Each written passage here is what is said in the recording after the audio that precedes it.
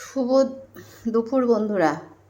এই দেখো, কালকে যেহেতু লক্ষ্মী পুজো, এই দেখো এটা আমি 10 মিনিট মাখিয়ে রেখেছিলাম।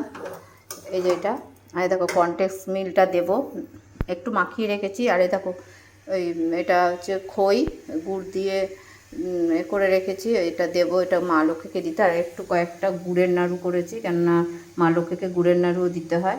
কেন এই গুড়ের নাড়ু কয়েকটা করেছি, বেশি করিনি। আর এটা চিনির নাড়ু, এটা 10 মিনিট মাখিয়ে রেখেছিলাম। আর এই যে নামাবার আগে একটু ঘি দেবো, যখন করব বন্ধুরা তোমাদের দেখাবো, নাড়ুটা করার পর দেখাবো, কেননা একা একা সব করতে হয় তো।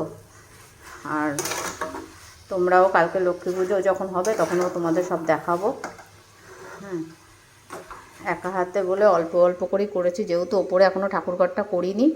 এখন এই বছরই 2 বছর 3 বছর আমি করতে পারিনি, কেননা প্রথম বছর এই 23-এ মেয়ের বাচ্চা হলো, তারপরের বছর 24-এও করতে পারিনি, এবছর 25-এ ইচ্ছা হলো একটু করলাম। ওপরে যখন ঠাকুরঘর করব তখন বড় করে লক্ষ্মী পুজো করবো, খুব ইচ্ছা। এখন অল্প একা হাতে তো করতে হয়, বুঝতেই তো পারছো বন্ধুরা একা হাতে কত কষ্ট হয়।